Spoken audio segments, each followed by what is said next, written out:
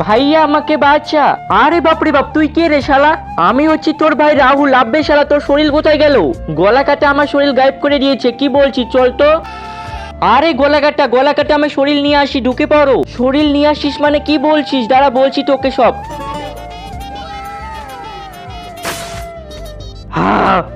তুই আমার কাছে ফল চুরি করিস? দাঁড়া, তোকে দেখাচ্ছি। আরে বাপরে বাপ, গলা কাটা আমার বাবা দুইটাই বাচ্চা। আমাকে ঠিক করে দাও, নাহলে আমার বাবা পাগল হয়ে যাবে। আমাকে ইমোশন করিস না। তোকে ঠিক করতে গেলে তোকে ছুটতে হবে, কিন্তু আমার তো হাতি নাই। তুই কারো শরীর নিয়ে তার ভিতরে ঢুকে আমি তোকে ঠিক করে দিব।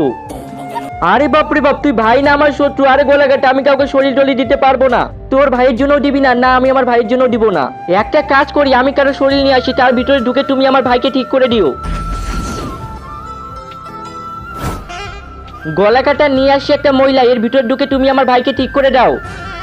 পেয়ে গেছি আমি শরীর, এখন তাড়াতাড়ি করে গলা কাটা আমার ভাইকে ঠিক করে দে। এই শালা, তুই আমার বিয়ে করে বউকে কিভাবে ধরে নিয়ে আসিস রে? আরে আরে, কোথায় নিয়ে যাচ্ছিস? সে কে? লুকাচুরি খেলতে আজকে আমাদের ফুল সজ্জা। আরে শালা, তোর বউকে পরে নিয়ে যা, আমার ভাইকে আগে টাচ করতে দে। আরে আমি তোর বউ না, ছেড়ে দে। আরে না।